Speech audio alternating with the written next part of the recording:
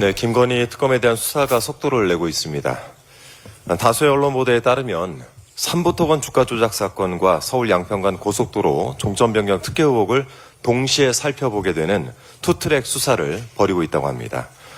이 두 사건에 모두 관계가 있는 원희룡 전 국토교통부 장관에 대해서는 지난 2일 이미 출국 금지 조치가 갱신되었다 하고 최은순 등을 포함한 김건희 가족들도 출국이 금지된 상황인 것으로 파악됐습니다.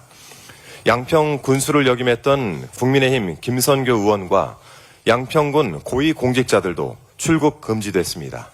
사필 규정입니다. 김건희 일가의 양평 땅 문제와 서울 양평간 고속도로 특혜 의혹을 3년간 추적을 해왔던 제 입장에서 말씀을 드리자면 의혹의 얼개는 매우 간단합니다. 누가 왜 고속도로의 종점을 김건희 일가 땅으로 휘게했는가라는 아주 간단 명료한 질문에 대해서 답을 찾으면 되는 것입니다. 문제의 타당성 조사 용역을 발주할 때까지만 해도 고속도로의 종점은 양서면이었습니다. 많이 보셨을 그림인데요. 그런데 용역업체가 2022년 5월 착수보고를 할 때 갑작스럽게 대한노선대의 종점부를 강상면으로 변경을 하는 것을 보고했습니다. 이렇게 지금 차이가 나는 것이죠. 용역업체 직원이 현장 조사를 하루 동안 2번 했다라고 진술을 했고 그렇게 도출한 변경안이 하필 김건희 일가 땅으로 휘게된 것이죠. 2년간 진행된 타당성 조사를 단 하루 2번 현장 조사로 종점을 변경한다는 건 국민적 상식으로 도저히 납득이 되지 않는 일입니다. 윤석열 정권이 출범한 지 한 달도 되지 않은 시점, 그야말로 가장 막강한 권력을 휘두를 때 이런 일이 발생했다는 점을 참고 삼아서 말씀드립니다. 자, 이 사안에 대해서 드릴 말씀 좀 워낙 많긴 한데요. 기회가 닿을 때마다 국민 여러분께 제 견해를 좀 보고 드리도록 하겠습니다. 그리고 김건희 특검팀에 당부드리고 싶습니다. 의혹이 터져나온 지 2년이 되어서야 겨우 경찰 수사가 시작되었기 때문에 특검팀이 가야 될 길이 상당히 멀고 또 할 일이 많은 것 잘 알고 있습니다. 하지만 고속도로 사업의 빠른 정상화를 위해서라도 특검 수사가 속도를 내줘야 합니다. 특혜 의혹의 정점인 김건희 일가, 뜬금없이 백지화를 선언하면서 정재용을 키운 원희룡 전 장관과 국민의힘 때문에 서울 양평간 고속도로 건설 사업은 기약 없이 미뤄지고 있는 상황입니다. 이 고속도로가 김건희 고속도로라는 오명을 쓰지 않기 위해서는 종점 변경 특혜 의혹부터 명확하게 밝혀내는 것이 순서일 것입니다. 아울러 원희룡 전 장관이 변경된 종점 인근에 김건희 씨의 땅이 있었는지 사전에 알고 있었는지 여부는 당시 제 질의가 정리된 영상이 있으니까 특검팀은 제 질의 영상을 한번 리뷰해 보실 것을 권합니다. 더불어민주당은 서울 양평 고속도로가 당초 목적과 목표에 부합하는 방향으로 사업을 정상화할 수 있도록 최선을 다하겠습니다. 아울러 오늘 단독 보도를 통해서 유병호 감사원 감사위원이 사무총장이었던 시기 한남동 대통령 관저 불법 증축 업체 21g을 직접 조사하려고 했던 감사관들을 질책한 사실이 확인되었고 21g의 직접 조사가 빠진 감사 종료 보고서를 받고도 최재 감사원장은 이를 사실상 묵인한 것으로 전해지고 있습니다. 당시 맹탕 감사의 원인이 유병호 임이 명확해지고 있는 것입니다. 이들도 특검 대상으로 포함해서 조사를 해야 할 것입니다. 마지막으로 요즘 연일 화제가 되고 있는 부산 정치인들 이야기를 좀 드리겠습니다.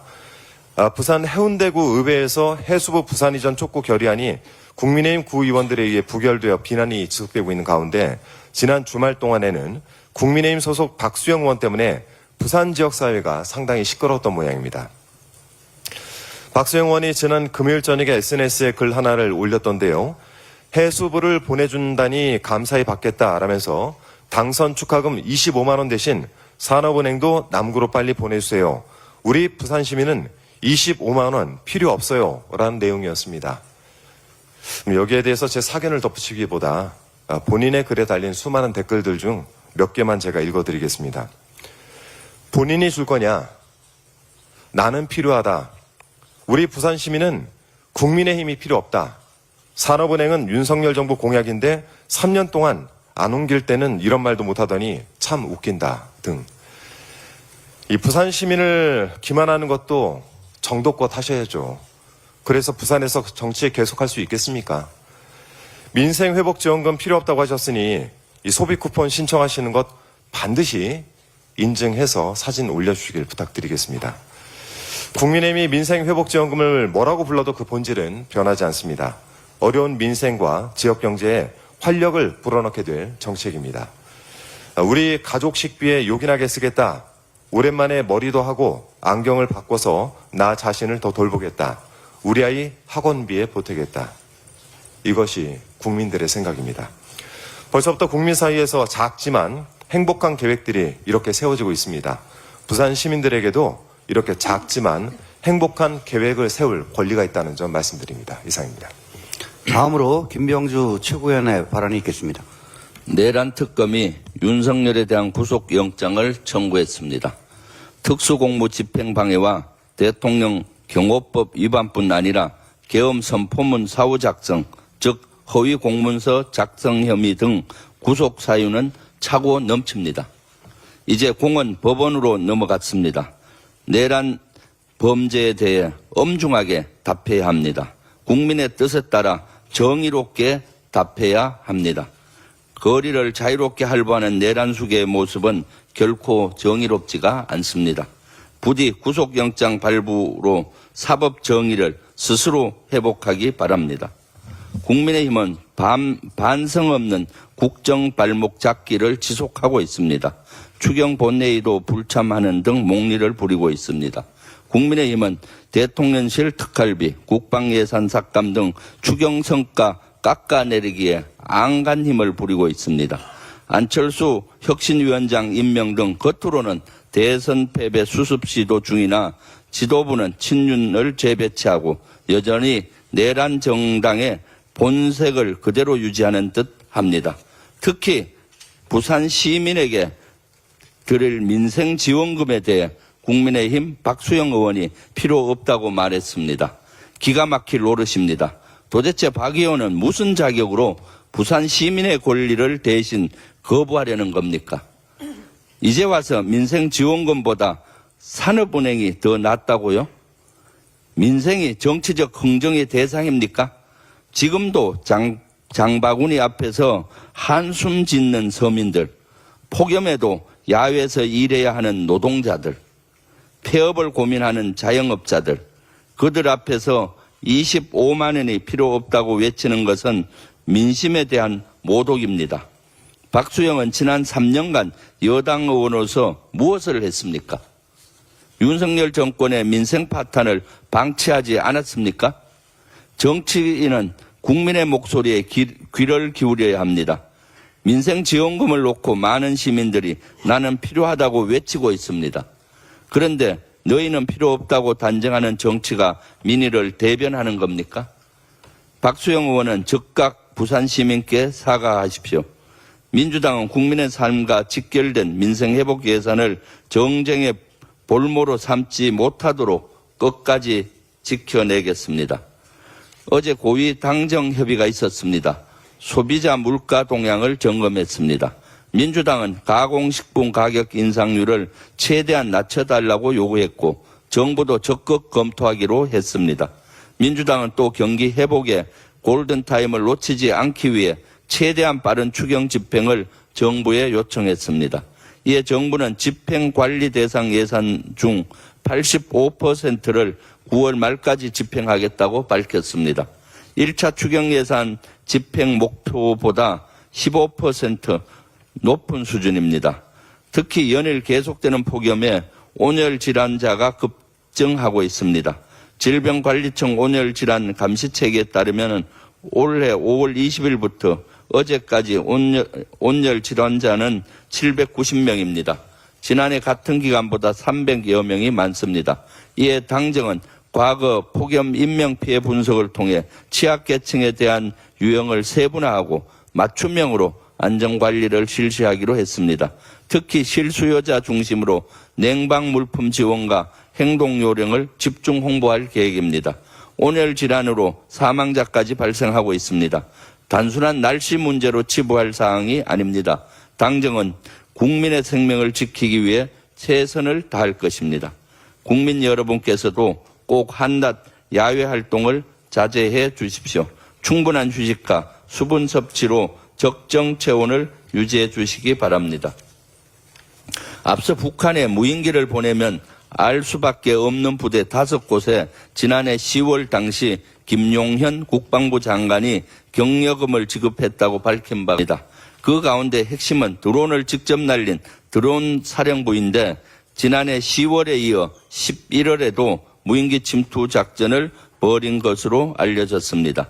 MBC 보도에 따르면 그 직후 11월 18일 드론사는 소속 군인 수십 명을 포상해달라고 추천했다고 합니다. 평양 무인기 침투 작전에 참여한 부대원들의 입을 막으려면 경력금뿐만 아니라 표창장도 필요했을 겁니다. 특히 의심스러운 건 이 사실을 비공개로 분류했다는 겁니다. 통상적으로 군 표창 문서는 공개됩니다. 그런데 애써 비공개로 분류한 이유는 무엇인지 수사가 필요해 보입니다. 이미 너무나 많은 정황 증거들이 진실을 가리키고 있습니다. 외환죄를 덮고 있던 무죄 추정이라는 장막을 이제는 걷어야 할 때가 아닌가 싶습니다. 내란 특검은 외환죄 수사에 좀 더 속도를 내주시기 바랍니다. 이상입니다. 다음으로 이현주 최고위원의 발언이 있겠습니다. 네. 7월 8일 관세 유예 시한이 다가오고 있고 또 7일 현지 시간으로 오늘 현지 시간 7일로 트럼프 대통령이 12개국의 관세 통보 소환을 발송했다고 합니다. 8월 1일부터 적용된다고 하는데 한국이 포함되어 있는지 여부가 아직까지는 불확실한 것 같습니다. 이 유예가 우리나라 입장에서는 유예가 불가피한데요. 여러 가지 상황상 우리 한국의 이 관세 협상과 관련해서 지금 위성락 안보실장 그리고 여안구 통상교섭 본부장이 동시에 방미를 해서 협상의 총력전을 벌이고 있는 것으로 알고 있습니다. 굉장히 어려운 상황입니다. 지금 정부가 새로 들어선 지 얼마 안 되는데 관련된 것들을 인수인계도 다 채 못 받았을 텐데 총력전을 벌여서 이 관세 협상을 좀 유예를 하고 또 필요한 것들을 방어를 해야 될 것입니다. 최선을 다해 주시고 정부는 만전을 기해 주시기 바랍니다. 민생지원금 관련해서 여러 가지 얘기들이 있습니다. 특히 부산의 박수영 의원을 비롯해서 국민의힘에서 폄하를 하고 있는데요. 다시 한번 말씀드리지만 누구 개인한테 선심 쓰듯이 하는 그런 돈이 아닙니다. 성격이. 그래서 부산 시민들이 이게 필요한가 아닌가, 누구 개인한테 이게 필요가 한가 아닌가, 뭐 개인이 내가 안 받아도 된다, 이런 성격의 돈이 아니고 이것은 실제로 전체 내수 진작 그리고 소비 진작을 위한 마중물이다. 그래서 거시경제를 위한 거시경제 부양을 위한 재정 정책의 일환이라는 것을 알만한 사람은 다 알 것입니다. 그래서 이 문제를 마치 뭐 누가 내가 필요하지 않는데 왜 주느냐 이렇게 이해하는 것에 대해서는 좀 잘못 알고 있는 것이니까 이것은 대한민국이 지금 전체적으로 내수가 굉장히 침체되어 있어서 이 상태로는 어떠한 경제 부양도 되지 않기 때문에 불가피하게 정말 최후의 어떤 비상 대응책으로 하고 있는 것이다. 마중물이다라는 것을 다시 한번 강조드립니다. 그래서 국민의힘 의원들이나 국민의힘 측에서도 이것을 알면서도 이런 식으로 호도하는 것을 당장 그만두시기 바랍니다. 대한민국 내수 경제가 살아나야 한다라는 것에 대해서 그렇다면 과연 국민의힘에서는 반대한다는 것인지 일단 그 효과에 대해서 지켜보고 판단해야 된다라는 것을 다시 한번 말씀드립니다. 국민의힘이 이와 같이 내 탓 중병이 심각합니다. 윤석열 정부 때도 야당 탓, 언론 탓, 국민 탓하다가 불법 비상계엄을 선포해서 총칼로 국민을 짓밟으려다가 몰락의 길을 걷고 있는 것 아닙니까? 이제 새 정부가 출범한 지 겨우 한 달 되었습니다. 건전한 비판은 물론 감사한 일입니다. 그러나 자신들이 망쳐놓은 경제를 어떻게든 살려보려고 하는데 정도껏 해야 하는 거라고 생각합니다. 지난 금요일에는 또 국힘에서 이재명 정부가 한국은행에서 17조 9천억 원의 마이너스 대출을 받았다 하면서 마치 큰 잘못을 한 것처럼 기재위에서 지적을 했습니다. 이것도 역시 참으로 개탄스러운 일입니다. 지난 6월 이재명 정부가 한국은행에서 17조 9천억 원을 차입한 것은 올 상반기 예산 신속 집행을 위한 것이었습니다. 정부가 한은에서 일시 차입하는 것은 합법적인 것이고 물론 세수가 풍족하면 한은으로부터 마이너스 대출을 받을 필요가 없습니다. 근본적으로 윤석열 정권처럼 감세로 인한 엄청난 세수 결손, 감세와 그리고 경기 침체, 그리고 경제 성장, 정체로 인한 엄청난 세수 결손이 일어났습니다. 23년에 56.4조, 24년에 30.8조. 이렇게 세수 결손을 은폐 수단으로 과도하게 차입을 하게 되면 결국은 국민 부담이 커지는 것입니다. 한은으로부터 차입하면 이자를 지급해야 하는 겁니다. 결국 이재명 정부가 출범 한 달 만에 한은으로부터 일시 차입한 것은 윤석열 정권의 경제 실정으로 인한 세수 부족으로 인한 것 아닙니까? 더구나 윤석열 2년 동안 한은 차입금은 290조 원이나 됩니다. 이는 코로나 등으로 확장 재정 정책을 펼친 문재인 정부 5년간 174조 5천억 원에 비해서 약 1.7배나 됩니다. 2년 동안 1.7배나 차입을 한 것입니다. 한국은행 차입에 따른 이자도 3,592억 원이나 발생을 했습니다. 한마디로 이재명 정부 초기 빚을 인수인계 받은 상황에서 경기 부양을 위한 불가피한 것이었습니다.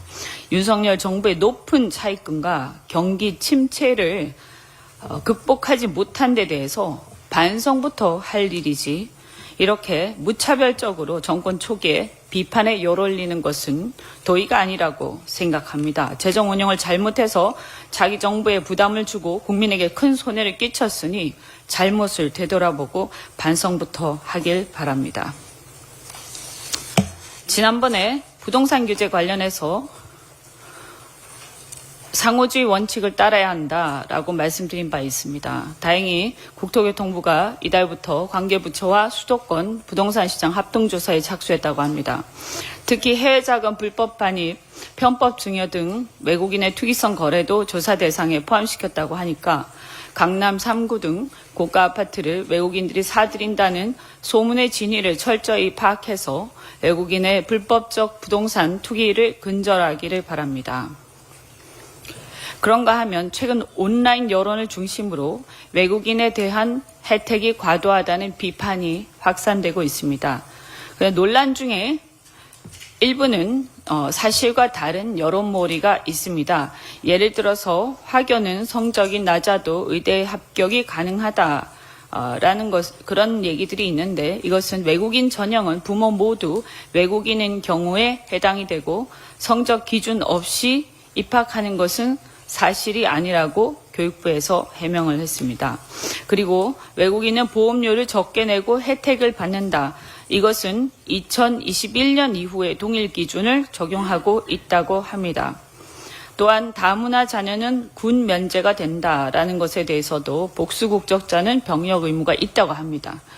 물론 그럼에도 불구하고 이 상호주의가 적용된다고 했을 때 다른 나라에서는 그러면 한국인들에 대해서 자국인과 같은 대우를 제공하고 있는가라고 하면 역차별 아닌가라고 문제제기할 수 있다고 생각합니다. 그래서 같은 혜택을 주는 것이 과연 공정한가라는 문제제기에 대해서는 검토할 필요가 있다라고 저는 생각을 합니다. 또한 부동산에 관해서도 예를 들어서 외국인이 해외 대출을 통해서 국내 부동산을 매입을 한다든지 이런 경우에도 역시 말씀드린 것처럼 규제 사각지대가 발생을 합니다. 따라서 정부는 이번에 부동산 시장 점검을 통해서 실태를 철저히 파악하고 종합적인 대책을 마련해야 할 것입니다. 또한 외국인이나 다문화 가정에 대한 근거 없는 혐오 조장은 사회 통합이나 국가 경제에 도움이 안 되기 때문에 지양해야 되지만 그럼에도 불구하고 자국인 우선주의의 국제 정세 속에서 우리 국민만 역차별받는 경우는 결단코 없어야 할 것입니다.